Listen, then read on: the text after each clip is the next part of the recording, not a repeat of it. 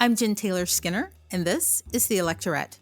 On this episode, I have a conversation with two amazing political leaders and organizers, Shaniqua McClendon, who is the Senior Political Director at Crooked Media, and Gaby Goldstein, who's the co-founder of Sister District.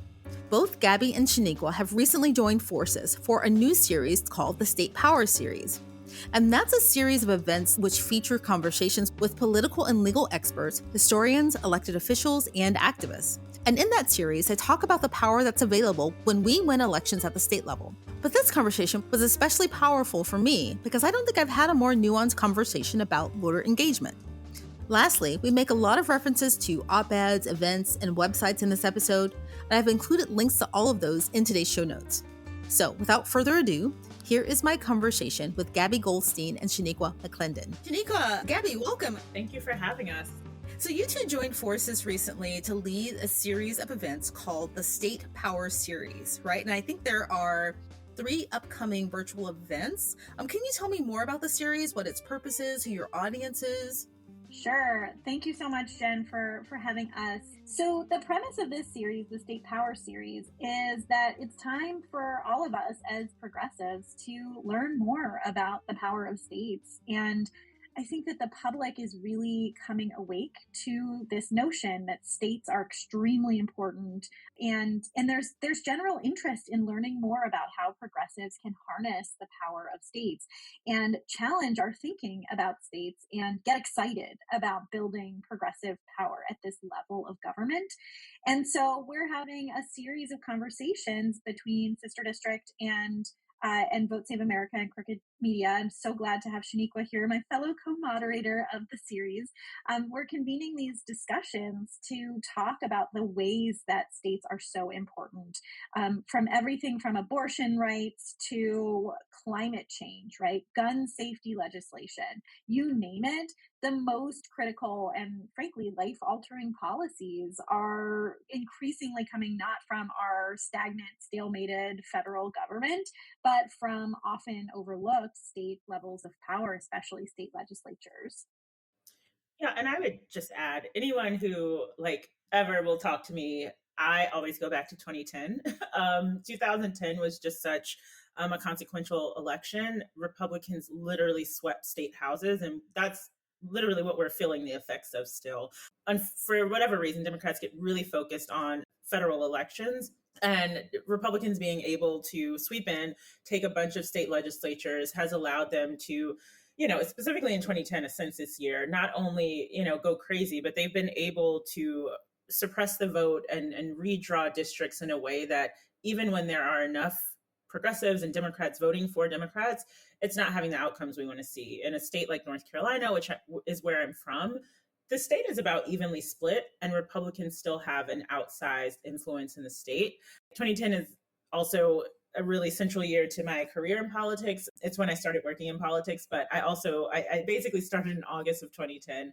November 2010 happened, and then over the next couple years, through redistricting, I saw our state delegation go from 7 Democrats and 6 Republicans to 10 Republicans and 3 Democrats in a state that, by my estimate, not a lot, but it's not changed a lot. It's not like it's moved to the right. I definitely say it's moved to the left, even if only a little since then. And so, state legislatures have always been important and will continue to be important. And I wish we would have learned in 2010 that they were important. But now, as Gaby said, states are having their moment. So we really want to lean into people's attention and just capture it right now so that they don't lose interest again. Yeah, I'm so glad you brought up 2010 because I feel like, just for the audience, and I've talked about this ad nauseum about state power and state legislatures. In 2010, conservatives, they caught on to the idea of the power in state legislatures, right? And it began with this op-ed by Karl Rove, and it ended with this whole project, this coordinated project to take over state legislatures. It was called formally Project Red Map, and some other things followed that. And they basically figured out in 2010, I think it was probably directly as a response of Obama winning the election in 2008. But regardless, they figured out the power in states long before Democrats woke up to what happened, right? And like I said, I feel like I've been talking about this for decades. It's so important, but I'm not sure, you and I have been talking about it, the 3 of us have been talking about it, everyone that I interview about this understand it fully, but I'm not sure that the distinction is clear among voters, people who aren't super plugged into politics, like Joe the plumber. Does everyone remember Joe the plumber? Yes, of course.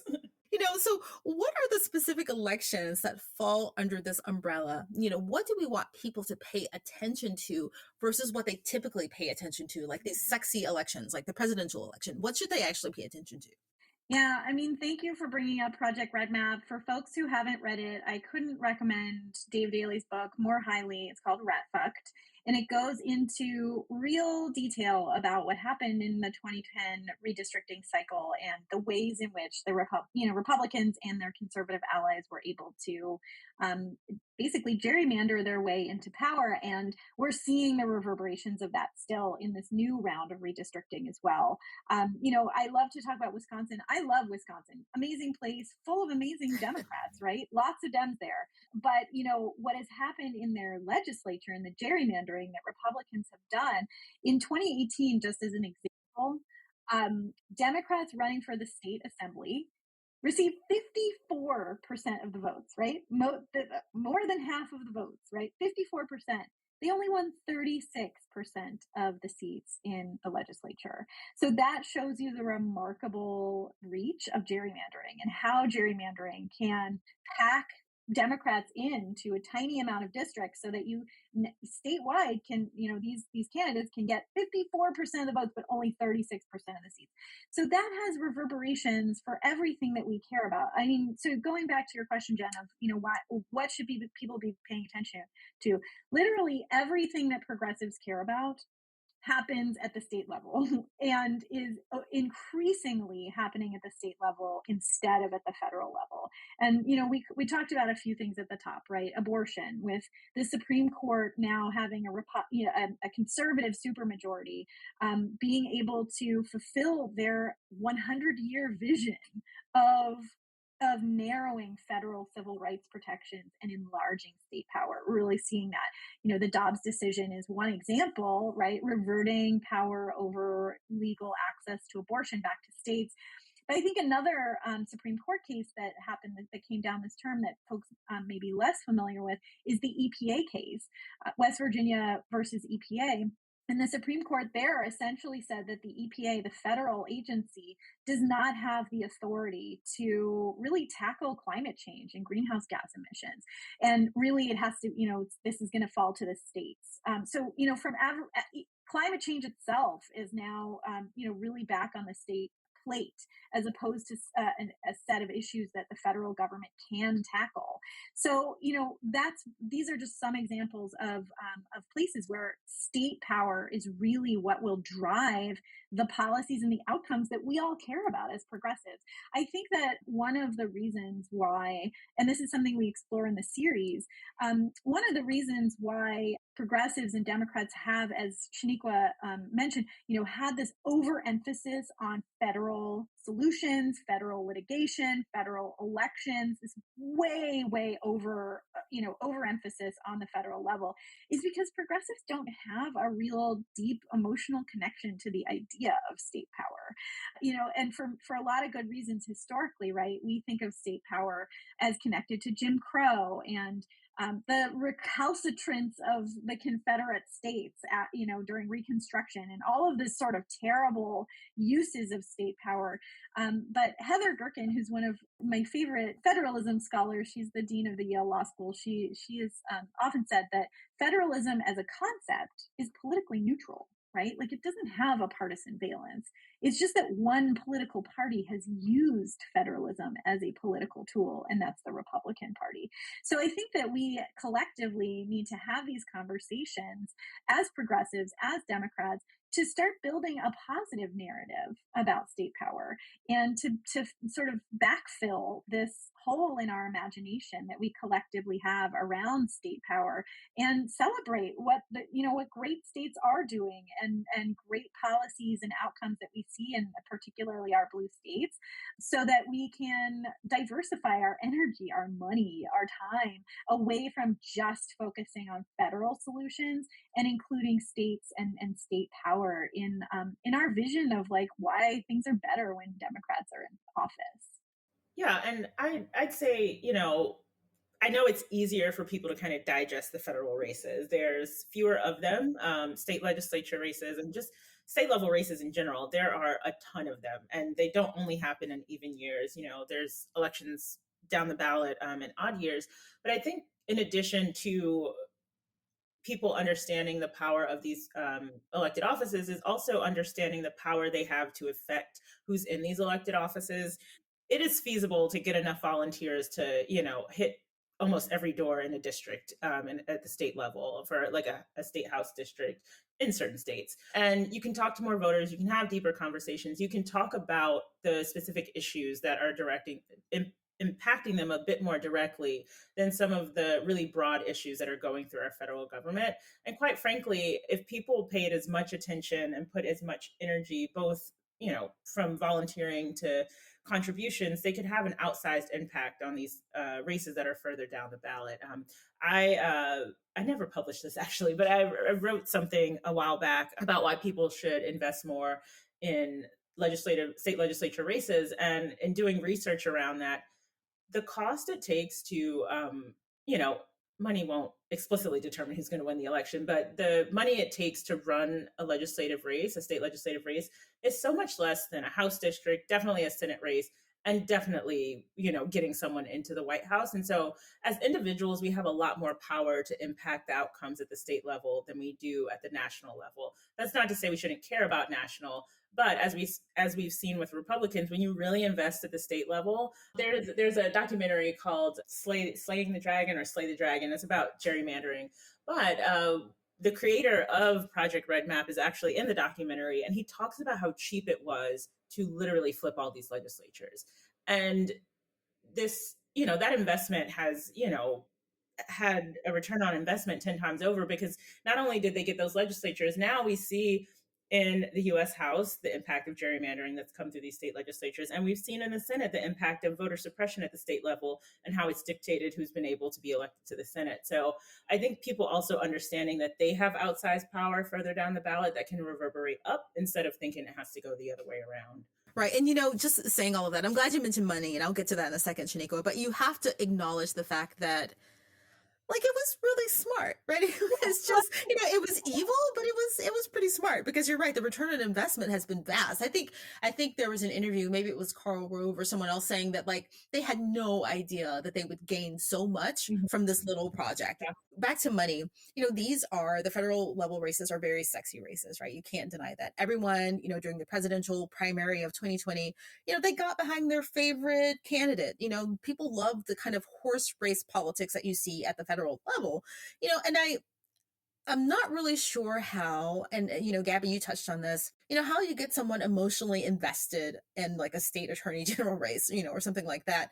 And, secondly, I'm not really sure that Republicans did that. I don't think that they got their constituents invested on an emotional level, but what they did do was they just threw a ton of money at these down ballot races and at these state level races. And, speaking of the money, they didn't throw a ton of money in all of the races. They had a ton of money and they placed them and invested them strategically. I think that's what happened. And I don't know if we have an apparatus in place to mirror that or to repeat that. Yeah, I mean, I think that's interesting. I would say a few things. First of all, on the money piece, I love looking at FEC filings. They just came out for the second quarter a couple days ago, and so I took a peek because I had looked after Q1 and I looked at after Q2, and Democrats running in non-competitive federal Senate races, right? Non-competitive. These are races that are non-competitive, according to Cook Political Report, right? Like these are not purple races. These are non-competitive. Have raised $130 million so far, just by the end of Q2 this year for their races this year. $130 million for non-competitive federal Senate races. Now, like the Arizona State Legislative Caucus, right, the entity that helps run the state legislative campaigns in Arizona, their entire budget for 2020 was $5 million, right? The DLCC's annual budget in 2020 was $50 million. And already this year, just by the end of June, Democrats running in non-competitive federal Senate races raise $130 million for their campaign. So there's a tremendous overinvestment in non-strategic races on our side, that I think we desperately need to recalibrate how we give and who we give to. It certainly feels good to, give money, to someone running against Mitch McConnell or whatever. But in these non-competitive federal races, we're just draining resources that we could be putting towards strategic, winnable state leg races somewhere else. The other thing I want to say about the Republicans is I actually disagree that. Well, I don't think that money does it all, right? Like I don't, you can't just buy TV ads and win your race. A lot comes down to running real field programs. And I think Virginia is a good example of where Democrats last year did not run great field programs collectively. Here at Sister District, we did over 70% of our candidates' phone banking calls last year in Virginia. I mean, that's a very high number, right? There was not a tremendous groundswell of energy and volunteer enthusiasm in Virginia. And we lost the House by tiny field margins, right? 750 votes out of over 3 million votes cast. Those are tiny field margins. So I think that Republicans have a number of organizing entities and organizing efforts that are very effective. And I think that is coupled with a deep, ideological congruence to the idea of state power, and so that's something that we're working to build. But I don't think that money is just money is not going to solve our problems, and certainly in Virginia last year is a good example again where Democrats where we outspent and outraised Republican opponents in a number of races by pretty large margins and lost. You also have to talk to voters and build those relationships. And so it takes all the things to win the races at the end of the day.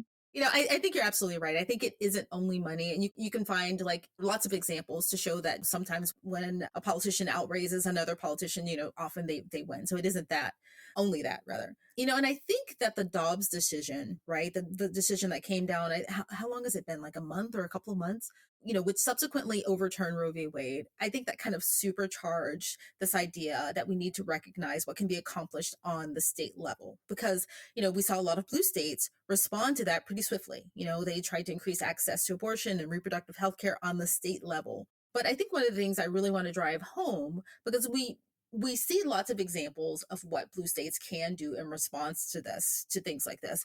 But I want to drive home, if you can give me a couple of examples of the ways in which conservatives have used their state power to diminish democracy. Yeah, I mean, I think you have the obvious examples of voter suppression bills that are able to go through the states and then they're put into place and people can't vote.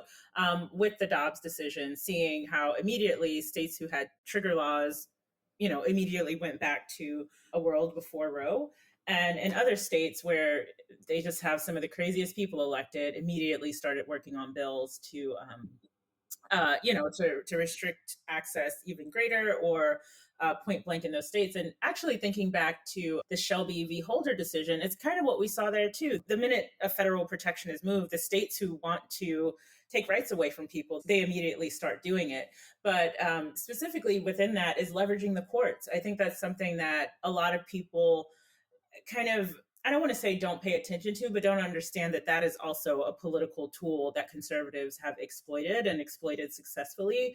A lot of these laws come out of state legislatures. These state legislatures know that they should be struck down, but once you get enough judges in place, it will either be upheld at a lower court, but ultimately it will make it most of these will make it to the Supreme Court when there are these big, not just laws, but kind of like social norms, but that are put into law through precedent.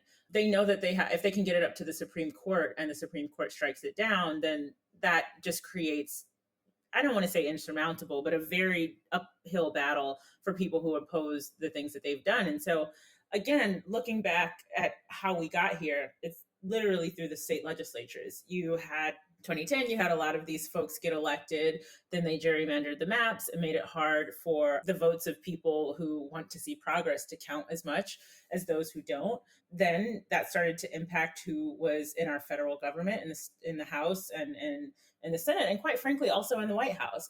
And then that's the mechanism by which we start nominating these judges. The White House puts the names forth, and then they go through the Senate. And so, yeah, they have literally, through state legislatures, been able to impact every level of government. These are how they take away our rights. At first, it just seems like a messaging bill that was just put out there to, get people riled up. But as we've seen, we were told so many times, there's no way Roe would be overturned. It's precedent. It's on the books. No one's going to touch it. You all are being crazy and hysterical, and you should calm down. But eventually, the voter suppression and everything else they've done to restrict our rights and, quite frankly, tear down our democracy has allowed them to navigate a very unfair playing field and get us to where we are now.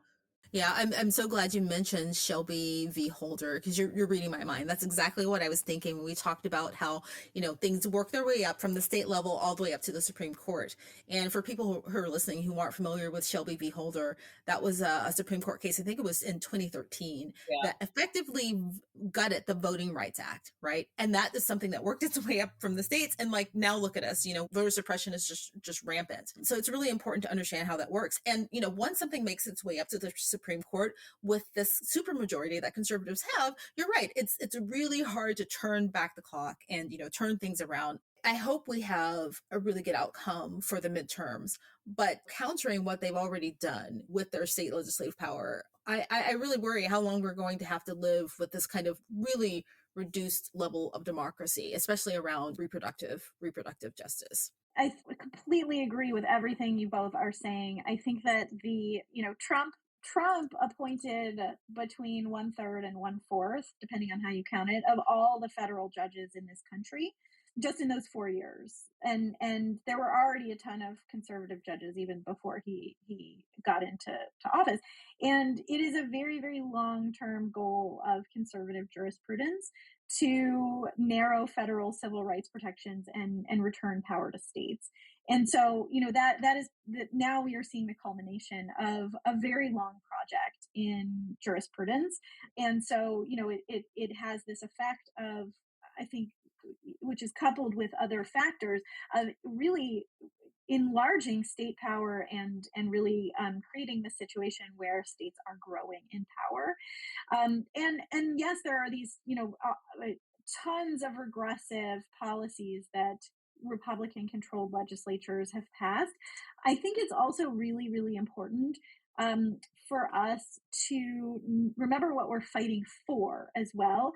And I love Anat Shenker-Osorio. She's a progressive messaging strategist and messaging guru. And she always says, we can't just be against the bad things that Republicans are doing. We can't just be a party of opposition. We have to have our own resonant vision of the future that's better when we are in power. And I think that that's important at the state level too, as we build this positive conception of states, as we build towards a progressive federalism or whatever we want to call it. We have to remember what we're fighting for, not just what we're fighting against. And there are some incredible examples of what states are doing that are building towards that positive vision of where the world is better when states are controlled by Democrats. So would love to also talk about some of the great things that states are doing, including in repro and environmental policy and so many things. But I think it's important to always emphasize the good parts as well as the bad parts. I agree. So let's get to some of those positive things. But let's first talk about what we want people to do, right? Like how we're going to solve this. And, one obvious way, not to sound reductive is voting, right? And I wanted to talk about this debate that has been going on online, mostly in kind of these political circles, maybe among activists and organizers and people who are kind of like intra politics, right? And it's about what level of engagement we want to see from voters. And I want to talk about it here because I think the messaging that we have in these kind of inner circles of politics, it always reverberates out to, the average voter. I'm thinking of this moment. I think it happened last week. Jennifer Lewis, the Broadway star. Everyone knows Jennifer Lewis. She's amazing. She can like kick her leg in the air up, like, I don't know, way above her head. She was just recently honored with a star on the Hollywood Walk of Fame, which is a huge deal. And, there was a crowd of people around her when she was being, awarded the star. And, she used that moment to talk about voting. So in this viral video, the first thing she said to the crowd was vote. And then she said, don't fuck up, right? And that video went viral, and she's absolutely right. The thing about this online debate that I think that has bothered me, I think that it has not been nuanced enough for a couple of reasons. Our voter turnout in this country is abysmal, right? Somehow we've gotten this idea that because of the last few elections, the 2008 election and the 2012 election, that we had record turnout. That record turnout was only an increase of like 2 to 3%. So if you look at, comparable countries like I think Belgium is at the top, or some other countries that have really high voter turnout that are in like the upper 80s or 90% voter turnout, when compared to the US, at our highest we've had something like 56% of turnout, right? And so arguably our turnout isn't really great. So we do need people to vote. And the second part about this messaging or this online debate that I think is missing is that for a lot of people, I do understand that we need to do more than vote. We need to bring other people to the polls. We need to organize. We need to engage. We need to be involved in our primaries to pick candidates who, for instance, support reproductive rights, who support, ending the filibuster. But for most Americans can only vote. Like that's the only thing that they have in them, because we make voting really, really hard in this country. The gerrymandering and voter suppression, having to stand in line for hours and hours.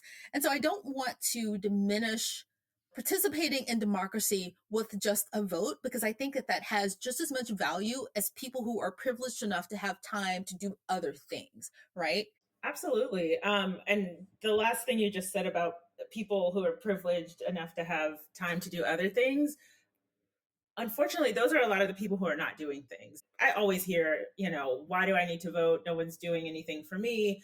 And after every election, typically the discourse turns on low income people, people of color, and very often Black people saying they did not show up and vote. And that's why we're in the predicament that we're in.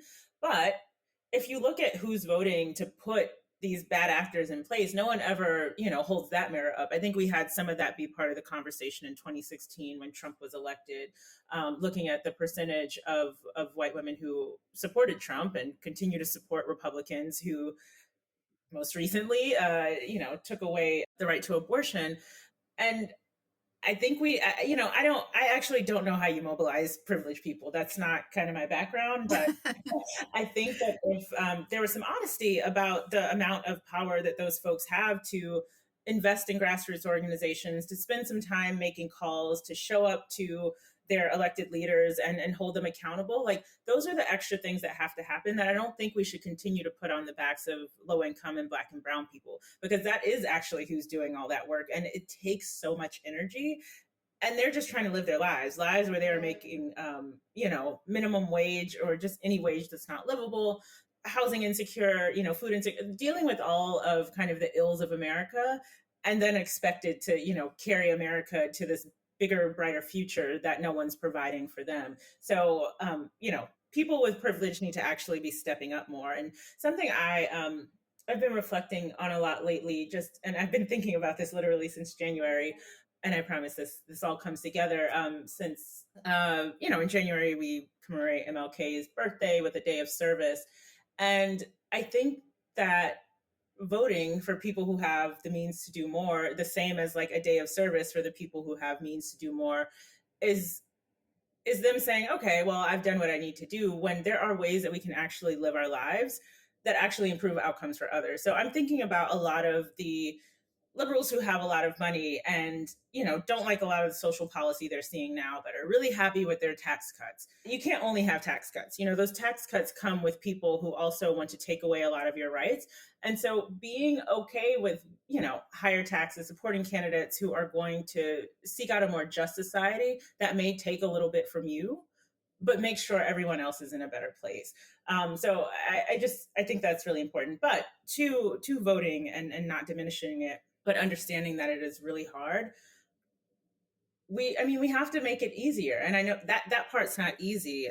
I got to be honest, when I first started working in politics, I just thought that voting and policy was all you needed to improve people's lives. And I still think that those are the things that really make the difference. But so many barriers have been put in place that it's not as simple as you said as showing up, and it's not as simple as just passing a piece of good policy. I mean, we're seeing that with the filibuster, and it's like, why does this thing even exist? But I think we have to hold on to this thing, called America, that we're trying to get to its best place.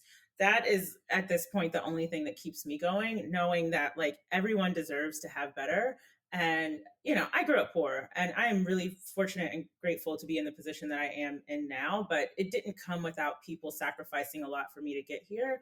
And that's just what I hold on to, like kind of my fellow person. I guess the term is really my fellow man, but people in general, and understanding that they deserve better, and keeping in the fight that way. But I feel like I'm one of those privileged people who should be doing that. And I just want to take the burden off of people who have continuously been asked to keep showing up and doing the hard work. And I want to make voting easier for them, but I think I want to shift more of my focus on the people who can do more and demand of them that they do more. Yeah, this is the nuance that's missing from this debate, I think, because you're absolutely right. There is this kind of twofold burden, right? There are people who are burdened, marginalized people who are burdened with the worst of voter suppression. And like I said, they really can only give, the few hours they have off of work to stand in line to vote. Like that's all they have to do. But then there's this other burden that falls on the shoulders of these Black and brown leaders and these marginalized organizers who are out there trying to improve things for this other sector of voters. And you're right, there's this other middle of privileged people who have more to give and who aren't giving more. And I presume that is the message, and that is the group that we want to help engage more, I think. Yes, and it was what you said that even prompted that. I like had something else completely planned to say, but that is, it's often people with privilege saying, well, if you would just vote, this would be easier. And I think a completely fine response back to that would be, well, if you weren't sustaining these structures that help you out at my expense, then voting wouldn't be so hard. Yeah. Sorry, go on, Gabby. Go on. No, I love that. I think that's it's completely 1,000,000% true. And so a few things. I mean, one is, yes, people who can do more should, that I think that, when I started Sister District, I was not an organizer by training. And, I think that a lot of my friends who still are not in, not in politics, not in organizing, have maybe this impression that it's hard to volunteer, and it takes a lot of time, and it's time intensive, and it's boring, or whatever. I don't know. There's that impression, and I think that none of that is true. And what I like to tell folks who volunteer with Sister District and just in general is like, just make a little time, right? It's not an all or nothing thing. You don't have to be an activist. It's really, an hour here or there, right? Or 45 minutes if you've got it to join a national phone bank that we're running for our state ledge candidates. We run lots of phone banks every week. They're easy to come out. We do some really lightweight training at the top. It's on Zoom. It's, sometimes we get fun folks like David Cross to come and kick us off, or the candidate, or whatever. And it doesn't have to be a burden on your time, right? So that's one thing. I mean, I think the other thing is money, and I think Shaniqua, made such a great point earlier about how far your dollar goes at the state ledge level. And so, and I think we talked a little bit about the need to diversify the money away from federal races downward. The other piece is, I think, connected to this and for folks who have a little bit of time or money, is that we need to be supporting the year-round grassroots organizers that are on the ground in our states everywhere, right? I mean, I'm so delighted that New Georgia Project has sort of come onto people's radars in Georgia. There are New Georgia projects in all of our states, right? Not exactly, right? But there are organizers that are doing that hard year-round work, often led by people of color, who are really whose organizing model centers the voices of people who are most impacted by these state policies. And they need money, they need visibility, right? And our state, at Sister District, we have a program called State Bridges, where we hold virtual fundraisers and raise visibility in small dollars for these incredible year-round power building organizations that are on the ground, because we know that the electoral wins that we're all so eager to make are made possible in no small part because of the year-round organizing work that's happening in our states, and they need money. And so even if you're in California, you can send send $5 or $10 to Lucha in Arizona, right? Or We the People in Michigan. They're in the best place to be able to make those conversations. And one thing that always stays with me in that regard is Art Reyes, who's the executive director at We the People in Michigan. We were talking about misinformation and what to do about it and all this stuff. And he was like, you know what? The antidote for misinformation is not better information. It's relationships. He's so right. And it's these organizers that are doing this year-round work, connecting the dots for people on the ground, for voters on the ground, about why they should vote and why voting will result in a better life for them on the issues that they care about, that we really need to be focused on at the state level. So that's what I wanted to say there. One other piece is just around this conversation about voting and like, is it enough to vote or just go vote? I have a lot of time for the the frustration that a lot of people feel when they're just told to go vote, just vote, with voter suppression and all the rest. And, it's a little glib to just, say that we need to vote more. But one thing I would say is that, because we focus on state ledge level, is that we've done a lot of research going back to 2012 at this point. And what we find is consistently in election after election, even years, odd years, whatever it is, Democrats at the bottom of the ballot at the state ledge level always get fewer votes than whoever we're running at the top of the ticket, whether that's president or governor or whatever it is. And the opposite is usually true on the Republican side, where Republican state ledge candidates often get more votes than the Republican at the top of the ticket. I know that sounds wild. Just as one example, last year in Virginia, there were 60,000 more votes for Terry McAuliffe, who was the Democratic nominee for governor, than there were for Democratic state ledge candidates. 60,000 more people voted for Terry than voted for state ledge Democrats. On the other side, there were 5,000 more votes for Republican state ledge candidates than the winning Republican gubernatorial candidate, Glenn Youngkin.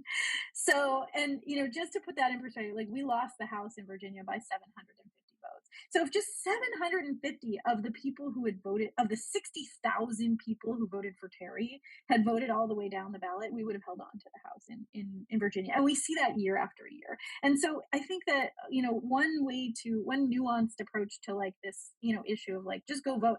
Like, no, of course that's not enough. And it's glib, and it makes invisible the barriers to voting that so many people and communities face. But also, Democrats need to vote all the way down the ballot. It's not enough to just vote for president. It's not enough to just go out and vote for your federal Senate candidate. You have to vote all the way down the ballot. And so that's one place where I think that we can kind of bridge the gap between those two pieces, and really encourage our voters to not roll off the ballot and to vote all the way down the ballot. There's a term for that, isn't it? The voter or ballot drop off? Yeah, roll off or drop off.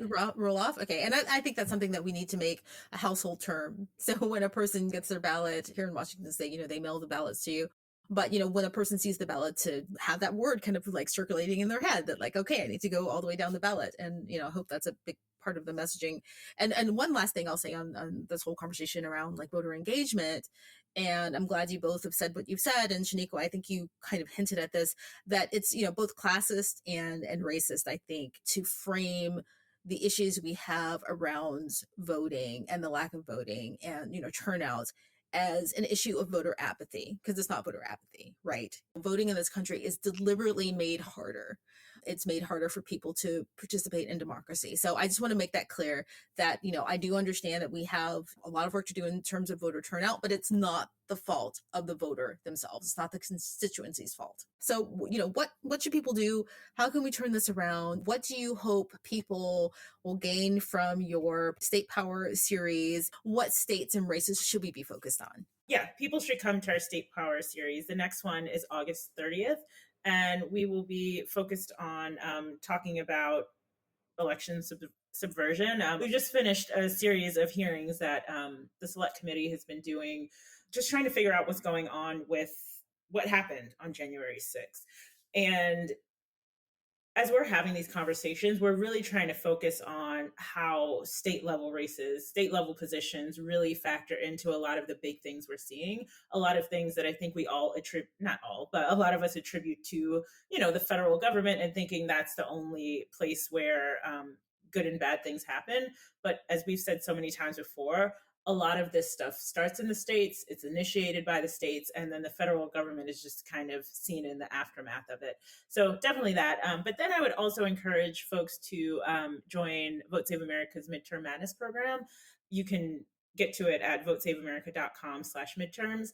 And that is a program that we've put together to help people get engaged up and down the ballot. And so that includes state legislative races. Honestly, as we've gone from 2018 to now, we've started to shift where most of our, or expand and put more emphasis on what's happening at the state level between state legislatures, attorney generals, secretaries of state. So many people in the orbit of state government have an outsized impact on a lot of things, but especially our democracy and our ability to access the ballot, and whether or not voting is difficult or not directly stems from the laws that are coming out of our state legislatures. And so it's really important for us to focus on that, because if you have a strong democracy, then you're able to make your voice heard on all those other issues we care about, like abortion and climate. But the minute your ability to participate in our democracy is diminished, all those other issues start to crumble as well, and just kind of become subject to minority rules. So votesaveamerica.com/midterms. You can join whatever region you're in. I'm Team South. I'm from North Carolina, and we would appreciate folks joining. And Gabby, I know that Sister District has a lot of events going on too, and you're focusing on several key states. I think, is it 7 states that you're focusing on? Yeah, exactly. So, yes, please join us as well. Vote Save is doing amazing work, and we're so glad to be working in partnership in different ways.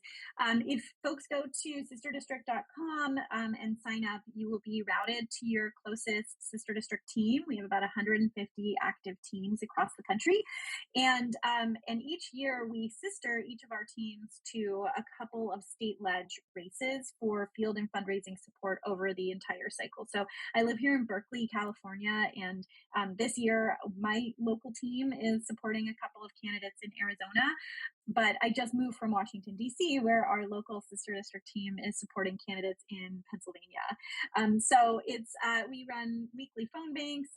Our teams hold fun fundraisers. We're getting back in person where we can, as well as by Zoom. And it's, there are lightweight ways to volunteer a little bit of time and to donate a little bit of money. And it goes a really, really long way at the state ledge level. So yeah, we're focused on 7 states, and you can find out about our strategy and which states we're focused on our website. I know we're running out of time, but we would love to invite folks to join us and fit in a little bit of time for state ledge advocacy and elections into the other work that you're all doing. You don't have to abandon the federal Senate campaign you're excited about. Just make a little time for state ledge. It'll go a long way. Yeah, definitely. It will definitely go a long way. Well, I will put links to those events in the show notes. And just thank you so much, Gabby and Shaniqua, for doing all of the work that you've done. Thank you for joining me. I've really enjoyed this conversation. It was really kind of energizing to me. So thank you so much. Thank you for having us. Thank you.